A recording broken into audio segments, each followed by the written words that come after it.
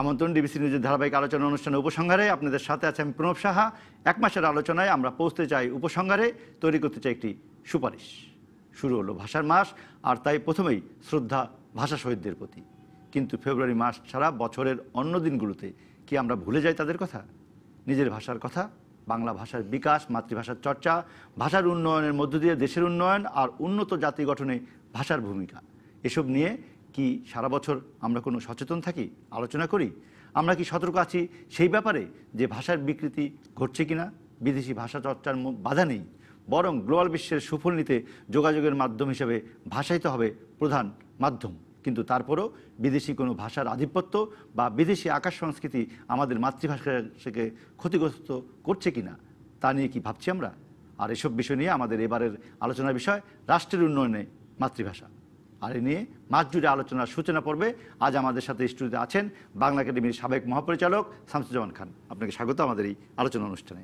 আমাদের সাথে আরও যুক্ত হয়েছেন কথাসাহিত্যিক সেলিনা হোসেন, আপনাকেও স্বাগত।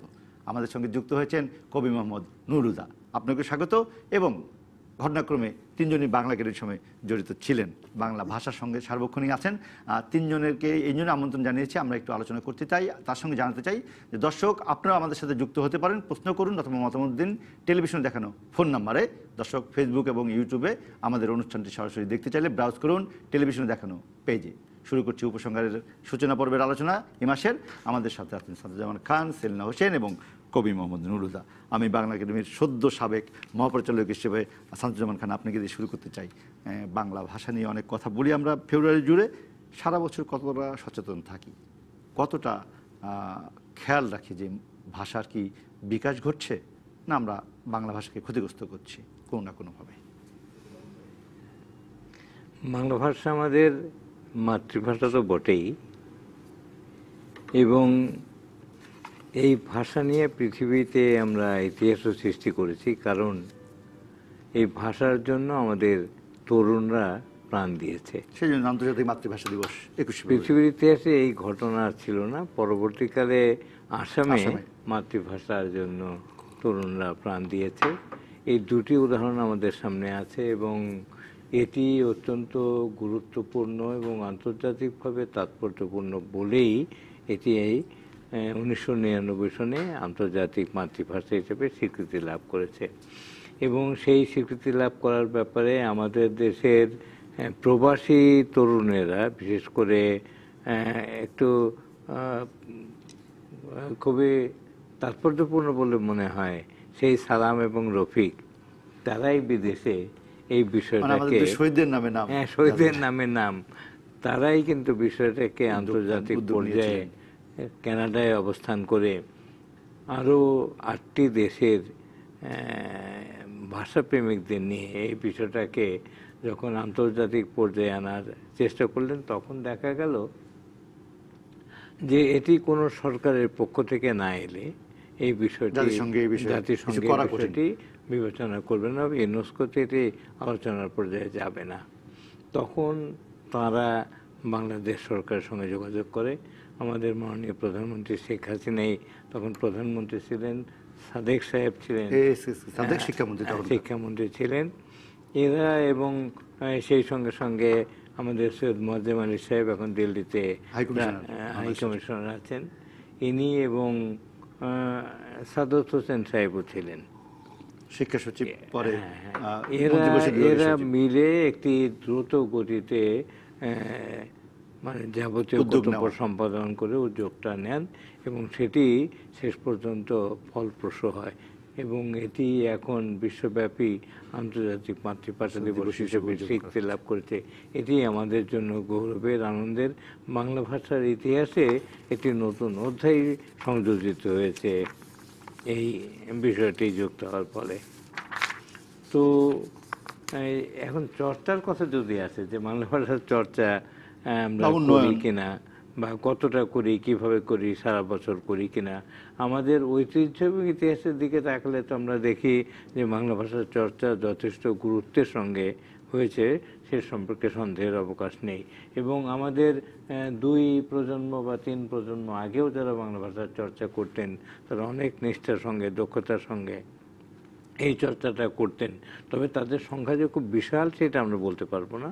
একটা সীমিত শিক্ষিত মধ্যবিত্ত তারা বাংলা ভাষার চর্চা যখন করতেন তখন যথেষ্ট শ্রমের নিষ্ঠায় দক্ষতায় সেই চর্চাটা করছেন।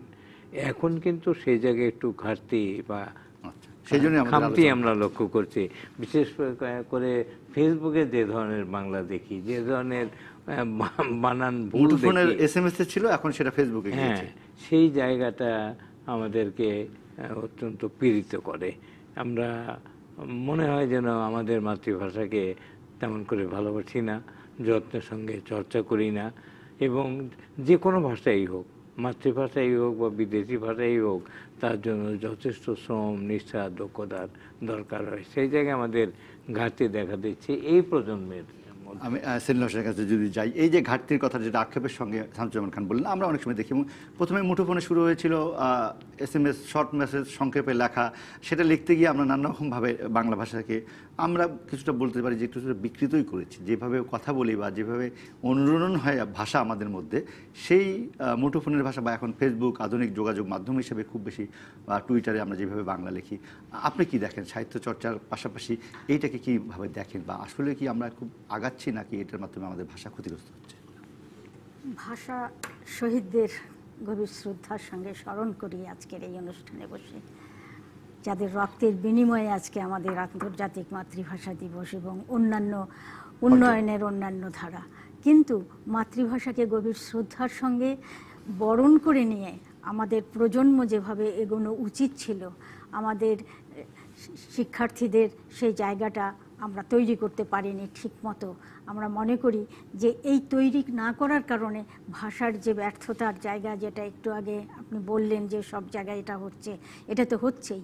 ভাষাকে বাণিজ্যিকভাবে ব্যবহার করার কারণেও এফএম রেডিও যে ধরনের বাক্য ব্যবহার করে, যে ধরনের শব্দ এবং উচ্চারণ ব্যবহার করে, সেগুলি সত্যি খুবই দুঃখজনক। এবং আমরা মনে করি যে এইভাবে ভাষাকে বিকৃত করার কোনো পরিসর কারো থাকা উচিত না। সেটা দমন করার দরকার সরকারিভাবে এবং আমাদের সামাজিকভাবে, সাংস্কৃতিক চেতনার বোধের ভাবে। তো আমরা যদি এইভাবে না এগোই, তাহলে মাতৃভাষার মর্যাদাটা, মাতৃভাষাকে আমাদের রাষ্ট্রীয় উন্নয়নের পর্যায়ে গভীরভাবে ঢেলে দেওয়ার যে জায়গাগুলো তৈরি করা দরকার আমাদের সকলে মিলে, আমাদের সুশীল সমাজ সহ সবাই, সেই জায়গাগুলো তৈরি হবে না। এবং এই তৈরি না হওয়াটাই আমাদের জন্য অত্যন্ত দুঃখজনক হবে। এ দায় নিতে হবে সবাইকে। সরকার নেবেন, সরকারের যেই পর্যায়গুলো করা দরকার তারা সেই পর্যায় থেকে নেবেন। যে দায় শিক্ষকরা নেবেন, স্কুল কলেজ বিশ্ববিদ্যালয়ের শিক্ষক সবাই মিলে এই কাজটি করতে পারেন।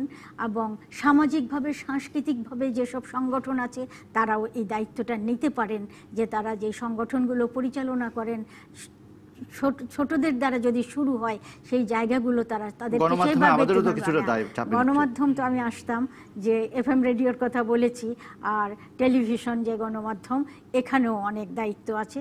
সবাই মিলে এই যদি এই দায়িত্ব গ্রহণ করা না যায়, শুধু আইন দিয়ে একটা জিনিস হয় না, মূল্যবোধের জায়গা তৈরি করার জন্য প্রত্যেককে সচেতনভাবে কাজ করতে হবে। আমরা বলি যে অনেক সময় যে পড়ার অভ্যাসটা কমে যাচ্ছে জন্য এই ভাষাটা মানুষ আত্মস্থ করছেন না। পড়ার অভ্যাসটা তো অনেক কমে গেছে সত্যি এই আমরা এই প্রযুক্তির সময়ে। তবে আমি পাশাপাশি আবার প্রযুক্তির ব্যবহারটাকেও একদম বাতিল করব না, কারণ তাহলে বিশ্বের সঙ্গে যোগাযোগের দিক থেকে পিছিয়ে যাবে আমাদের এই প্রজন্ম। সেটা যেমন রাখবে, পাশাপাশি এই পড়ার অভ্যাসটাকে। যারা প্রযুক্তিতে উন্নয়ন ঘটিয়েছে, দেশকে উন্নয়ন করেছে, উন্নত দেশ হিসেবে চিহ্নিত হয়েছে, তারা তো তাদের মাতৃভাষার পড়ালেখা তো কমে নাই। আমরা কি ইউরোপ আমেরিকা কি বইয়ের প্রকাশনা কম দেখি? ইউরোপ আমেরিকা না, বই তো ওখানে পড়তে দেখি এখনো। এশিয়ায় জাপানের যেটা দেখেছি আমরা, যেটা বারবার পড়েছি, যে বিশ্ববিদ্যালয়ের শিক্ষকরা যখন কোনো নতুন কিছু আবিষ্কার হতো সেই দেশে গিয়ে তারা জেনে আসতেন এবং জেনে এসে শিক্ষার্থীদের তারা নিজের ভাষায় সেই জিনিসটা বুঝিয়ে দিতেন। এই যে উন্নয়নের, বিশ্বজুড়ে উন্নয়নের জায়গাটা, বিশেষ করে বিজ্ঞান বিষয়ে, মেডিকেল সায়েন্স বিষয়ে যেগুলো, তারা কয়েকজন অধ্যাপক যারা এই বিষয়গুলোতে চর্চা করেন, করেন তাদেরকে পাঠানো হতো, তারপর এই উদাহরণটা নিজের ভাষায় শিক্ষার্থীদের শেখানো হতো। এই উদাহরণটা কিন্তু একটি বিশাল উদাহরণ। আমরা মনে করি আমাদের মধ্যেও যদি এই চেতনার জায়গাটা তৈরি হয়, তাহলে আমরা আমাদের মাতৃভাষা দিয়ে গুণগত মানসম্মত রাষ্ট্র ব্যবস্থাকে তৈরি করতে পারবো, যে ব্যবস্থার ভিতর কোনো ভাষার বিরুদ্ধে কোনো অনিয়ম এবং অনাচার হবে না। কবি মোহাম্মদুল আমিকা, যে কাব্য চর্চা মানুষের মনের ভাষা, আকুতি প্রকাশের ভাষা, আবেগী প্রকাশের যে ছন্দবদ্ধ রূপ আমরা কবিতায় দেখি, সেখানে তো এই বাংলা ভাষায় নানা রকম শব্দ আমরা এখন যুক্ত হতে দেখি, কিংবা যে এই আকুতি প্রকাশ করে ফেসবুকে, সামাজিক যোগাযোগ মাধ্যমে বা অন্য কোনো মাধ্যমে, সেখানেই আমরা দেখছি একটু বাংলা ভাষাটা কোথাও যেন একটু ছিঁড়ে যাচ্ছে, একটু নষ্ট হয়ে যাচ্ছে। আপনি কিভাবে? কবিতার কথা যখন বললেন, আমি একজন বিখ্যাত কবির একটা কথা দিয়ে বলি যে major poet's পিউরিফাইজ the language of the tribe, এটা বলেছেন টি.এস. এলিয়ট। অর্থাৎ বড় কবি যিনি, বড় কবি বলতে যিনি সচেতন কবি, আমি বলবো সবাই রবীন্দ্রনাথ হতে হবে, সবাই জীবনানন্দের সাথে এমন কোনো কথা নেই। সচেতন কবি মাত্রেই এমন শব্দ প্রয়োগ করেন যে শব্দ ভাষা থেকে নিয়ে আসা, এবং এমনভাবে প্রয়োগ করে মানুষ লুকিয়ে আবার তার কাছ থেকে এই কথাটি গ্রহণ করে নিয়ে যায়। তো ফলে কবির সুপ্রযুক্ত নতুন শব্দের কারণে ভাষা এগিয়ে যায়। এটা বাংলা ভাষাও সব ভাষাও হয়।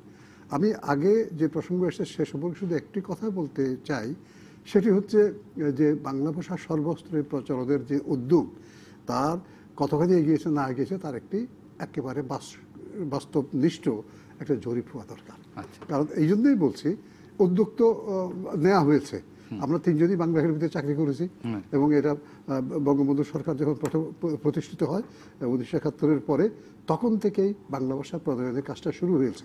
বঙ্গবন্ধু শেখ মুজিবুর রহমান নিজেই বলেছেন, আমি কিছু বুঝি না, নোট বাংলায় চালু করতে হবে, এবং সেই নোট চালু হয়েছে। তারপর প্রথম বাধা ছিল পরিভাষা তৈরি করা। আমরা যে মহাপরিচালক বলছি, ওই তো ডিজি, এখনো ডিজি বলি, কিন্তু মহাপরিচালক শব্দটি বাংলায় বলা হয়েছে। সচিব বলছি, এই সচিব তো নসিব নয়, সচিব মানে সেক্রেটারি, সেক্রেটারি বাংলায় হয়েছে। আপনি এভাবে দেখবেন যে শব্দগুলো একেবারে প্রয়োজনীয় শব্দ বাংলা ভাষায় ইংরেজি বা বাইরের শব্দ আত্মীকৃত হয়ে গেছে, সেগুলো ছাড়া অধিকাংশ শব্দের বাংলা হয়ে গেছে।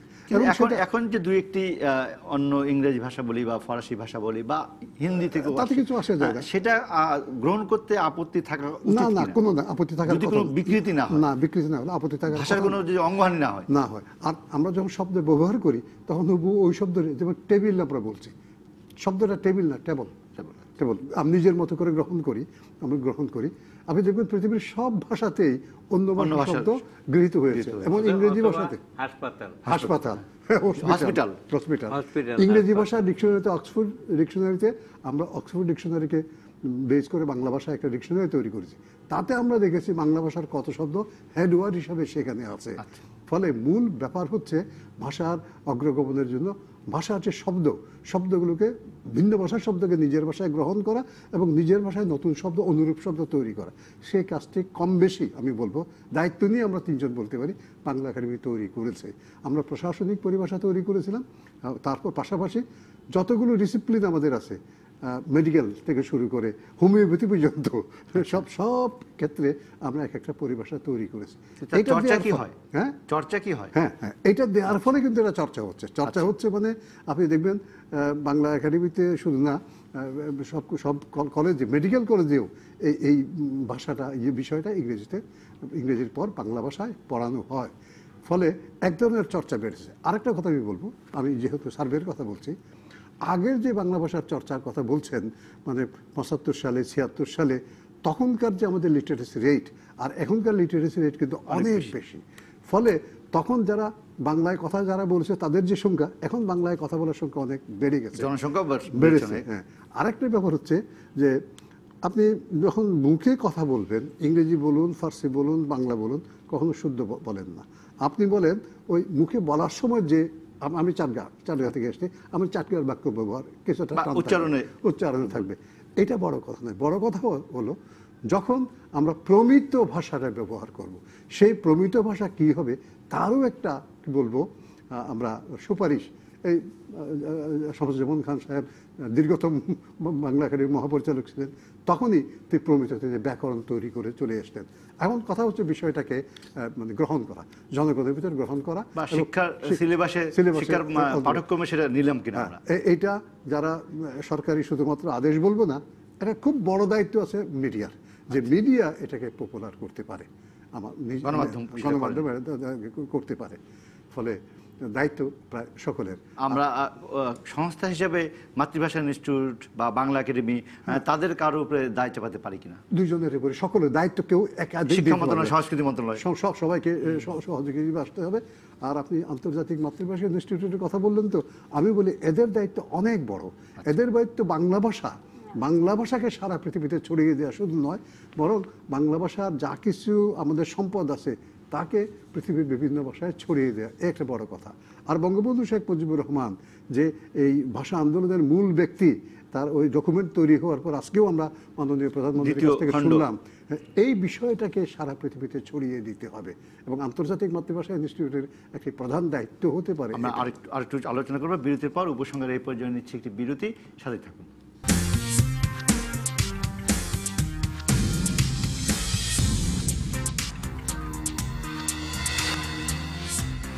আমন্ত্রণ আরেকবার উপসংহারে। আজ আমরা আলোচনা করছি রাষ্ট্রের উন্নয়নে মাতৃভাষা। এই নিয়ে আমাদের সঙ্গে আছেন শামসুজ্জামান খান, আছেন সেলিনা হোসেন এবং নুরুল্লাহ। শামসুজ্জামান খান, আমি আপনার কাছে আবার ফিরি। তিনজনই বাংলা একাডেমি। আমরা একটু দায় চাপাতে চাই বাংলা একাডেমির উপর। যদিও আমরা একটু বললাম যে মাতৃভাষা ইনস্টিটিউট আছে, সংস্কৃতি মন্ত্রণালয়, শিক্ষা মন্ত্রণালয়, আমরা গণমাধ্যম, সবাই মিলে একটা কাজ করা, কিন্তু কারো না কারো একটা নেতৃত্ব দরকার। ভাষার বিকৃতির কথা বলি, ভাষার উন্নয়নের জন্য দরকার। এখন অনেক বেশি আমরা ইন্টারন্যাশনাল, আন্তর্জাতিকভাবে অনেকের সাথে যুক্ত হচ্ছি। আমরা সারা পৃথিবী দেখতে পাচ্ছি, আমাদের হাতের মুঠো ফোনে আমরা দেখতে পাচ্ছি। কিন্তু তার প্রভাবে প্রভাবিত হয়েও রাষ্ট্রের উন্নয়নের জন্য নিজের ভাষার চর্চা এবং নিজের ভাষার বিকাশ কে দায়িত্ব নেবে? ঠিক আছে, বাংলা একাডেমির কথা প্রথম বলি। আমি মনে করি এই দায়িত্ব প্রধান হলো শিক্ষা মন্ত্রণালয়ের। কারণ শিক্ষা যদি প্রাথমিক পর্যায়ে থেকে পরবর্তী পর্যায়ে খুব গুরুত্বের সঙ্গে নিজের মাতৃভাষার চর্চা যদি না হয়, তাহলে সেই জাতি কিন্তু তার নিজের ভাষাকে কখনোই সুগঠিত, আদর্শ এবং প্রকাশের উপযোগী হতে পারবে না। অতএব আমি মনে করি শিক্ষা মন্ত্রণালয়ের দায়িত্বই সবচেয়ে বেশি, এবং একসময় বাংলা একাডেমি শিক্ষা মন্ত্রণালয়ের আওতায় ছিল। এবং তখনকার যে ব্যাপারটা ছিল, তখনকার আমলাতন্ত্রের যারা ছিলেন, এই মুজিবুল হক সাহেব অসাধারণ ভালো বাংলা জানতেন, এবং তার নেতৃত্বে এই কমিটি বাংলা একাডেমিতে বসেই কাজ করেছি। নানা বিষয়ে পরিভাষা করা হয়েছে। এএনএম ইউসুফ শিক্ষা সচিব ছিলেন, এরা কিন্তু জানতেন, জানেন, এরকম অনেকেই জানেন। কিন্তু এখন আমলাতন্ত্রের যারা, তারা আমি কি বলবো, না ভালো জানেন না বাংলা জানেন, প্রায় দুই ভাষাই তারা একই রকম। সমালোচনা হচ্ছে কিনা জানি না, আমাদের নিজেদেরও আত্মসমালোচনা করতে আমরা রাজি আছি। আমলাতন্ত্র তো খুব দুর্বল হয়ে গেছে, সেই জায়গায় তো তারা নেই। এবং আদর্শবাদিতা, নিষ্ঠা, ভাষার চর্চা করতে হবে সেই রকম লোকের সেইখানে অভাব আছে। ঠিক তেমনিভাবে আমাদের বুদ্ধিজীবীদের মধ্যেও আমরা এখন আর একজন মনির চৌধুরী আমাদের মধ্যে নেই, একজন সর্দার ফজলুল করিম। চিন্তা করে যায় যে প্লেটো, অ্যারিস্টটল থেকে শুরু করে কি জটিল বিষয়ের অনুবাদ তিনি বাংলায় করেছেন। তারপরে কি আমরা বলবো যে বাংলা ভাষার মাধ্যমে অনুবাদ করা যায় না, বাংলা ভাষার মাধ্যমে জ্ঞান বিজ্ঞানের উচ্চতর চর্চা করা যায় না? এই কথা তো টেকে না। অথবা বিমল কৃষ্ণ মতিলাল খুব বিখ্যাত দার্শনিক ছিলেন, অল্প বয়সে 35-36 বছর বয়সে মারা গেছেন, হার্ভার্ডের অধ্যাপক ছিলেন। তিনি হয়তো আরও অনেক উপরের পর্যায়ে চলে যেতেন, তিনি যেভাবে লিখেছেন। অথবা আমাদের এখানে পাঁচালী যখন চলছে বা মঙ্গল কাব্য যখন চলছে, এর পাশাপাশি ন্যায়শাস্ত্রের উপর যে সমস্ত লেখা হয়েছে, অসাধারণ উন্নত মানের গদ্য। এবং সেই গদ্য পড়ে কোনো ইংরেজ যারা ভালো বাংলা জানতেন, তারা বলেছেন আমাদের ইংরেজি গদ্য ওই সময় অত উন্নত মানের ছিল না। অথবা আমি উইলিয়াম ক্যারির ছেলে ফেলিক্স ক্যারির কথা বলতে পারি। ফেলিক্স ক্যারি যে কাজটি করলেন, তিনি একটি পরিভাষা করলেন 49 পৃষ্ঠার মেডিকেল মানে চিকিৎসা চিকিৎসা বিজ্ঞানের, যখন বাংলায় চিকিৎসা বিজ্ঞানের প্রতিশব্দ নেই বলতে গেলে, তিনি নিজে এটা করলেন এবং সেটি এতটাই ভালো হলো যার ফলে তাকে যখন জিজ্ঞেস করা হলো আপনি এত ভালো করে এই বাংলা ভাষায় চিকিৎসা বিজ্ঞানের পরিভাষা কি করে করলেন, তিনি বললেন যে ইংরেজি আমার মাতৃভাষা বটে কিন্তু বাংলা আমার দ্বিতীয় মাতৃভাষা। অতএব যদি কেউ কোনো ভাষাকে ঠিক নিজের মাতৃভাষার মর্যাদায় প্রতিষ্ঠিত করার চেষ্টা করেন, যত্নের সঙ্গে নিষ্ঠার সঙ্গে চর্চা করেন, তার পক্ষে মানে সেই নিষ্ঠার চর্চা সম্ভব। সাহিত্যে কতটুকু দেখেন, নাটকে কতটুকু দেখেন, এবং সাহিত্য নাটকের যে এখন যে আধুনিক প্রকাশ অডিও ভিজুয়াল যেটা আমরা বলি সম্প্রচার মাধ্যমে, সেটা কতটা দেখেন? আমরা তো অনেক সময় আপত্তি করি অনেক শব্দ ব্যবহারের ক্ষেত্রে, আঞ্চলিক শব্দকে আঞ্চলিক ভাষাকে কৌতুকের ভাষা হিসেবে পরিণত করার একটা অনেকটাই প্রায় প্রতিষ্ঠিত হয়ে যাওয়ার মতন অবস্থা হয়েছে। বা আমরা বিজ্ঞাপনে নানা রকম শব্দ যেটা আমরা হয়তো নিজেরাও আলোচনা করতে একটু অস্বস্তি বোধ করি, কিন্তু সেই শব্দ তো বিজ্ঞাপনেও ব্যবহার হচ্ছে।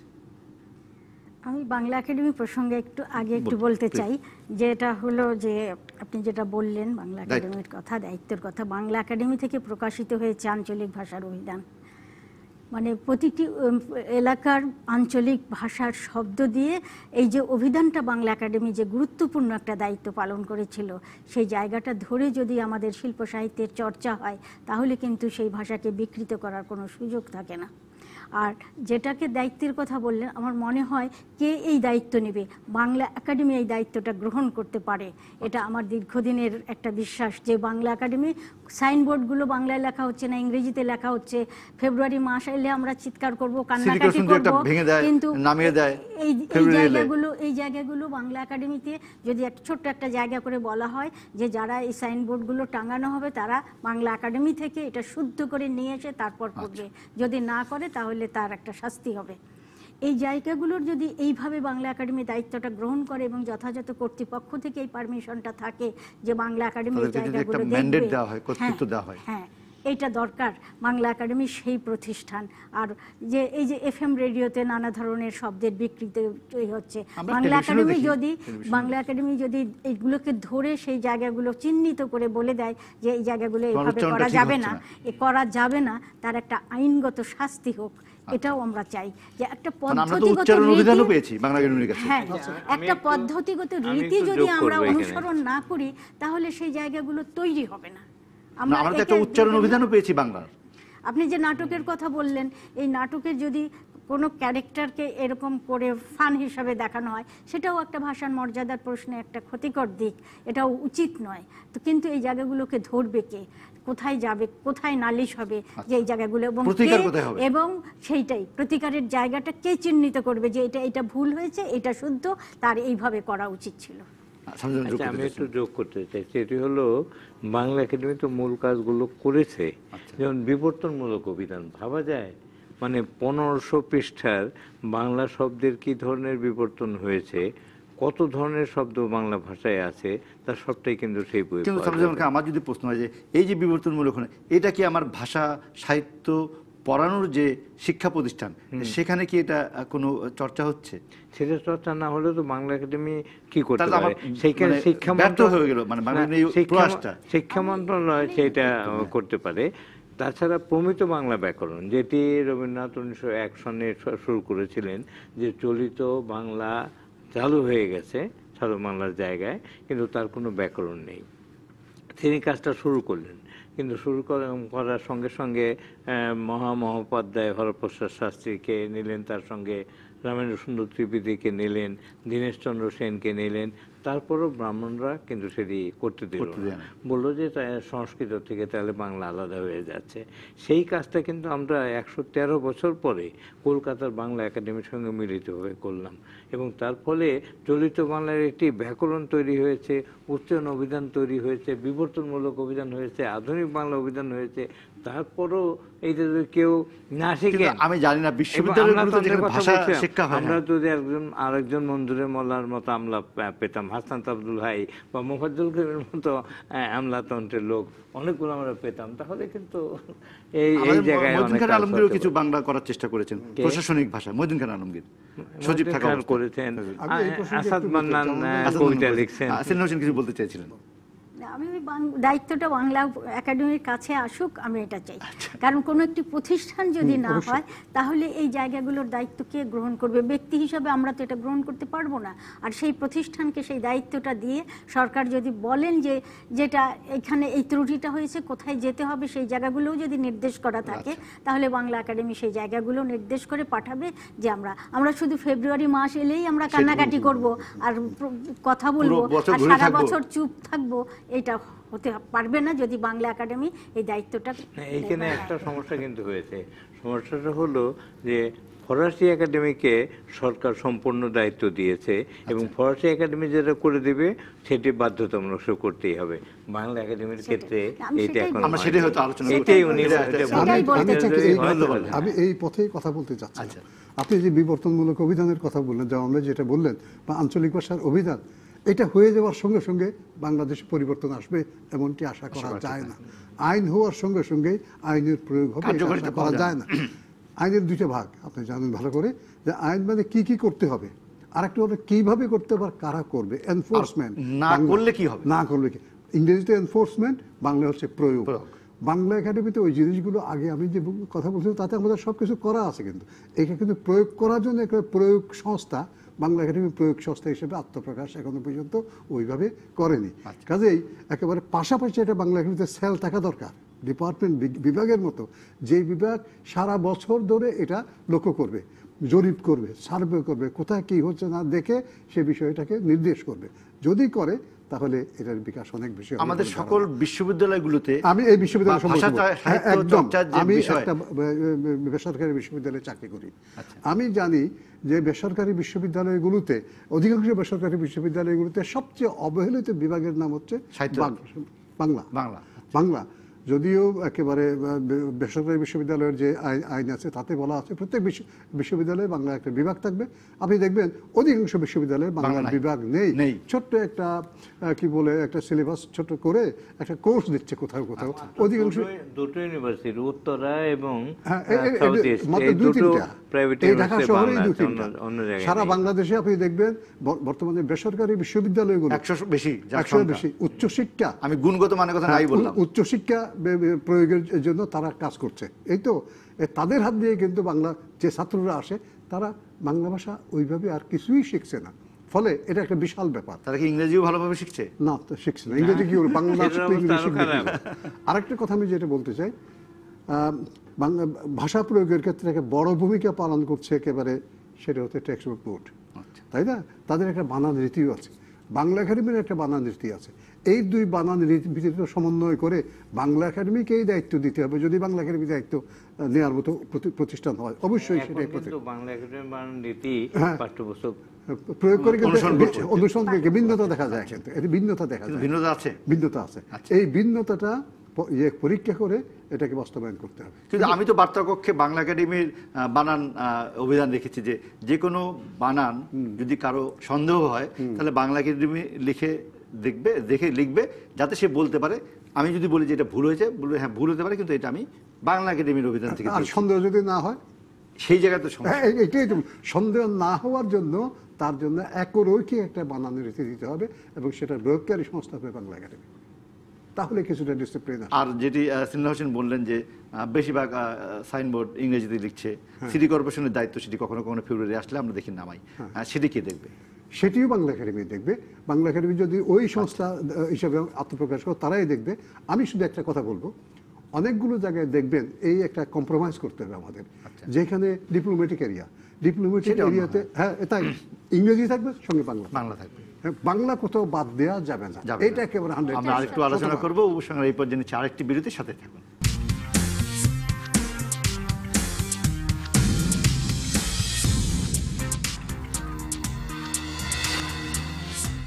আমন্ত্রণ আরও একবার উপসংহারে। আজ আমরা আলোচনা করছি রাষ্ট্রের উন্নয়নে মাতৃভাষা। সামজুল খান, আমি আপনার কাছে ফিরি। এই বিষয়ে যদি আপনি রাষ্ট্রের উন্নয়নে যে ভাষার দরকার, মাতৃভাষা চর্চা এবং তার শেখা, তার শিক্ষা, এইটা কিভাবে বোঝাতে হবে আমাদের এই নতুন প্রজন্ম বলি, পাঠ্যক্রমে বলি, এইটা না আসলে তো দেশপ্রেম হবে না, রাষ্ট্রের উন্নয়নে ভূমিকা রাখাও তো কঠিন হয়ে যাবে।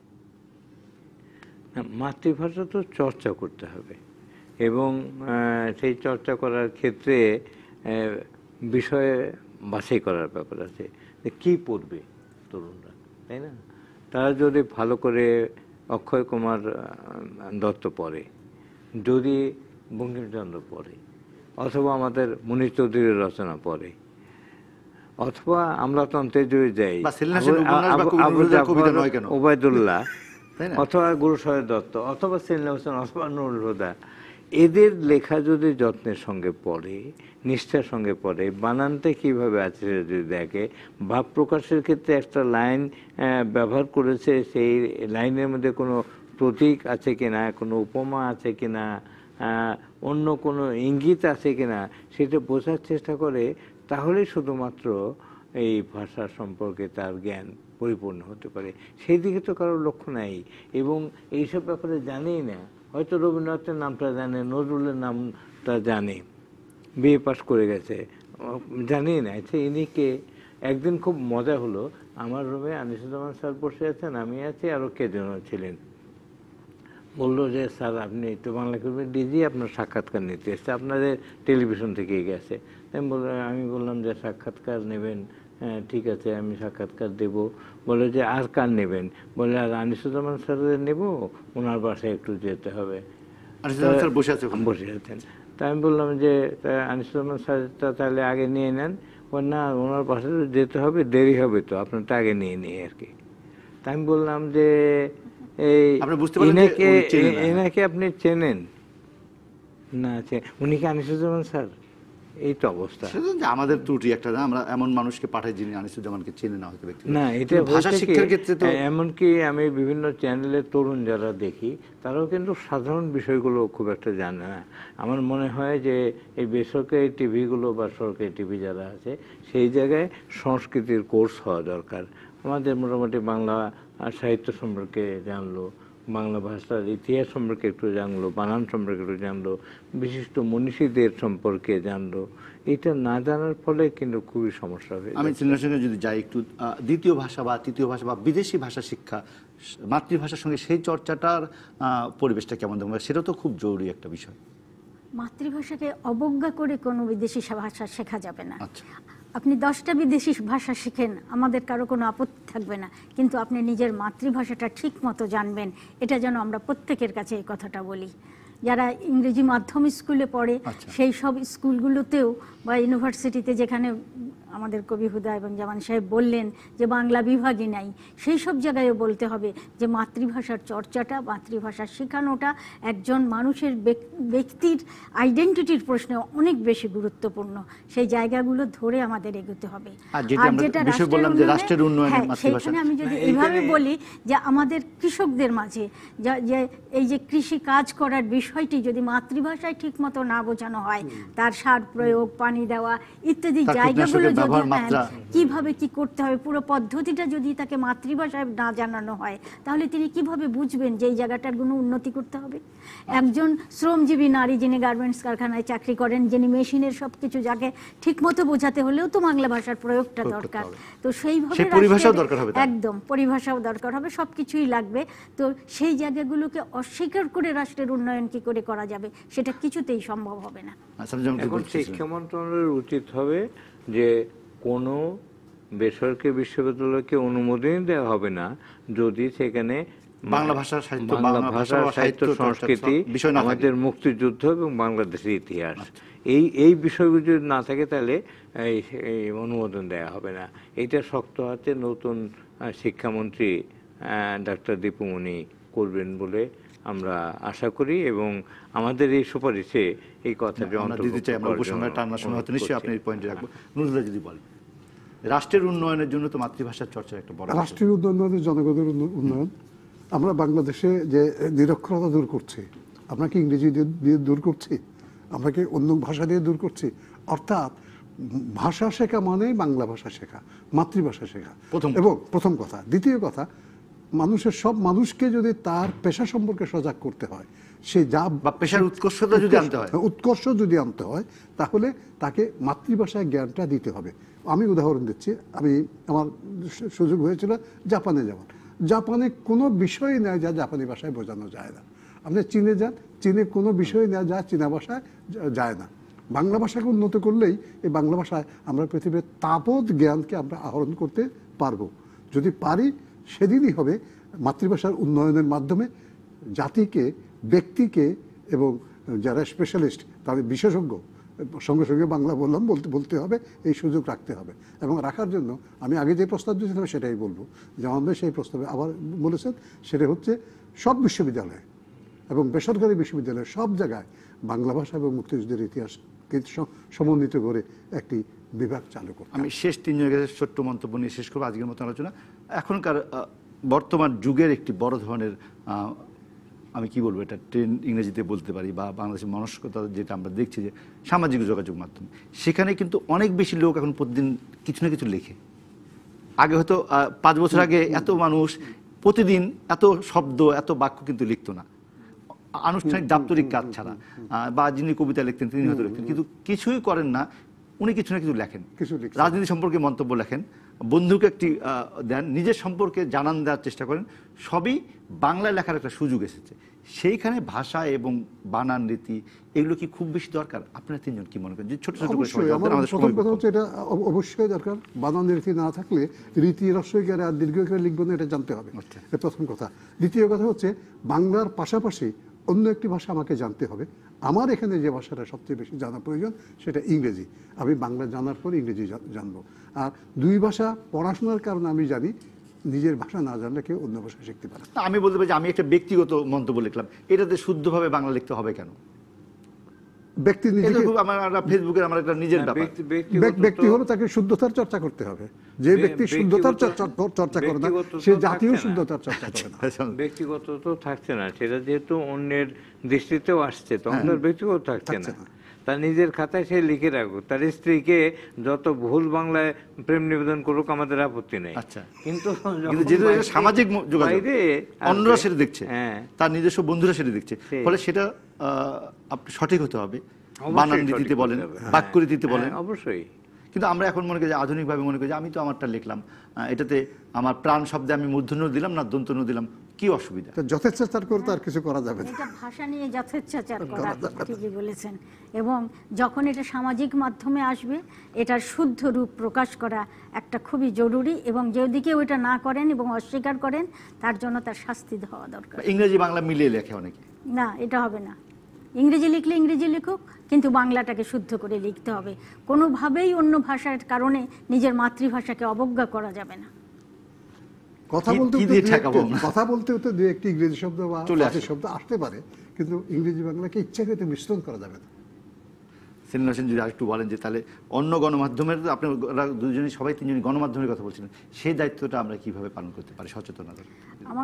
আমার যেটা মনে হয় যে গণমাধ্যম প্রত্যেকেই তার নিজস্ব জায়গা থেকে যদি জিনিসটিকে করেন এবং তারা একটা ফোরাম করে যদি সবাই বলেন যে আমরা ভাষার চর্চাটা আমরা সবাই এভাবে করব, সেই জায়গাটি তৈরি হওয়া দরকার।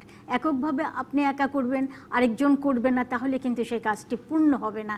এবং আমরা যে ভাষার প্রশ্নে যে বিষয়টি প্রত্যাশা করছি, সেই জায়গাটিকে আমরা সঠিক করতে পারবো না। সুতরাং দেশের যতগুলো চ্যানেল আছে, সব চ্যানেলের সবাই কর্তা ব্যক্তিরা মিলে যদি একটি ছোট ফোরাম করে বলেন যে আমরা এই কাজগুলো এইভাবে করব, আমাদের এই জায়গাটি, তারা আমাদের শিক্ষক সমাজকে ডাকতে পারেন, লেখক সমাজের কাউকে ডাকতে পারেন, ডেকে সবাই মিলে একটি জায়গা তৈরি করে নিয়ে একটি সিদ্ধান্তের জায়গা তৈরি করা দরকার। তাহলেই এটা একটা পূর্ণতা পাবে, নইলে বিচ্ছিন্নভাবে এটার কোনো পূর্ণতা আসবে না। এফএম রেডিওর কথা খুব বলছিলেন আপনারা, কে তাদেরকে বলবে যে তোমরা এটা ঠিকভাবে করছো না? বা আমার টেলিভিশনে যদি কোনো ভুল উচ্চারণ হয়, যে কয়টি এফএম রেডিও আছে, যে কয়টি এফএম রেডিও আছে, যে ফোরামের কথা বলো, তারা একটা ফোরাম করুক, যে আমরা এই জায়গাগুলো এইভাবে পরিচালনা করব, আমাদের এই জায়গাগুলোকে আমরা নষ্ট দুটো হতে মিলে দেব না। একটা ফোরাম করো, হ্যাঁ, মিডিয়া দুটো মিলে দুইটা মিলে দুটোও হতে বা পারে। বড় কোনো কর্পোরেট হাউস, বড় কোনো বিজ্ঞাপনী সংস্থা, বড় কোনো আন্তর্জাতিক, আমরা যেটা মাল্টিনেশনাল বহুজাতিক কোম্পানি, তারা বাংলা ভাষাকে নানাভাবে ব্যবহার করে। কখনো সেটা আমাদের কানে লাগে, কখনো উচ্চারণ বানানে আমাদের মনে হয় একটু খটকা লাগলো, সেটা কিভাবে দেখবেন? আমি এই জন্যই বারবার কিন্তু বলছি, বাংলা একাডেমিকে যদি এই দায়িত্বটা দেয়া হয় এবং বাংলা একাডেমির একটা নির্দিষ্ট সেল থাকে যে এই কাজটা এইখান থেকে হবে, তারা মনিটর করবে, এবং কেউ যদি বিকৃতভাবে কিছু করে বাংলা একাডেমির নজরে অন্যরা যেন সেখানে এসে রিপোর্ট করে যে এই জায়গাটা এটা হয়েছে। কোমল পানীয়র বিজ্ঞাপনের শব্দ ব্যবহার থেকে শুরু করে টেলিফোন কোম্পানি তাদের বিজ্ঞাপন থেকে শুরু করে এমন অনেক শব্দ আমরা ব্যবহার করতে পারি যা অনেক আপনাদের কাছে আপত্তিজনক হতে পারে, সেটা আমরা নোটিশ করব কিভাবে? হতেই পারে। আর কিছুদিন আগে একটা বিজ্ঞাপন দেখছি যে তাহলে মা বদলাতে হবে। এটা যে কত খারাপ একটি চিন্তা, একটি শিশু কি করে এটা বলে? একটি শিশুর মুখ দিয়ে এটা কেন বলাবে? আচ্ছা, অন্যভাবেই তো এই জিনিসটা করা যেতে পারে বিজ্ঞাপনের স্বার্থে, সেটা করবেন সুন্দর করে। মা বদলাতে হবে, মিষ্টি খাওয়ার জন্য একটা টুথপেস্ট ব্যবহার কি করবে, সেখানে মাকে কেন বদলাতে হবে? এই বাক্যটি কি করে আসে? এই জন্যই বলছি যে একটা জায়গা যদি থাকে তাহলে সেই জায়গাটা এই কর্তৃত্বের জায়গা থেকে বাংলা একাডেমিকে যদি এই দায়িত্বটা দেওয়া হয়, তাহলে বাংলা একাডেমি এই জায়গাটা বিভিন্ন জায়গায় অনেক দিন চালালেন শামসুজ্জামান খান, সদ্য বিদায় নিয়েছেন। বাংলা একাডেমির কি সেই সক্ষমতা আছে, বা তাদের কি সেইভাবে সক্ষম করা সম্ভব? দিতে হবে, সরকার সেই সক্ষমতাটা দিতে হবে। শিক্ষা মন্ত্রণালয়, সংস্কৃতি মন্ত্রণালয়, তথ্য মন্ত্রণালয় এদের সহায়তা লাগবে, এবং সরকারের খুব একটা শক্তিশালী নির্দেশনাও লাগবে। আচ্ছা, যেমন আমার মনে হয় সক্ষমতা কিন্তু হয়ে যাবে। যেমন একটা আপনার ওই বিষয়টা আমি আর একটু ব্যাখ্যা করি। আপনি বলেছেন যে হয়ে যাবে, দিলেই কিন্তু কেউ হয়তো বলতে পারে যে উনি আবার ইংরেজির কথা বললেন। আর এক মিনিট আছে, আমরা বলি। দ্বিতীয় ভাষা আমাদের একটা শিখতেই হবে, মাতৃভাষা এবং দ্বিতীয় ভাষা। আমরা দ্বিতীয় ভাষা হিসেবে ইংরেজি শিখবো এই কারণে যে আমাদের এই দেশে গোটা দেশব্যাপী ইংরেজি শিক্ষার একটা অবকাঠামো আছে, অন্য কোনো ভাষা শেখার অবকাঠামো নেই। সেই জন্য যদি অবকাঠামো থাকতো হয়তো ফরাসি ভাষা শিখতাম অথবা স্প্যানিশ ভাষা শিখতাম, তা তো হবে না। আমাদের সারা দেশের যোগাযোগ, সারা পৃথিবীতে যোগাযোগের কিন্তু একটা টুলস একরকম ইংরেজিটা, শুধু ভাষা না, মানে যোগাযোগের একটা মানে প্রযুক্তিগত ভাবে বলি বা মাধ্যম। মানে ফরাসি ভাষাও তো কমোন্নত না, জার্মান ভাষাও তো কোনো কমোন্নত না, অথবা জাপানি ভাষা, চীনের ভাষা, প্রত্যেক ভাষাই গোটা বিশ্বের সবকিছু তাদের ভাষার মাধ্যমে নিয়ন্ত্রণ করতে। ধন্যবাদ আপনাদের পারবো তিনজনকে, শামসুজ্জামান খান, সেলিনা হোসেন এবং নুরুদা। ধন্যবাদ দর্শক আপনাদেরও।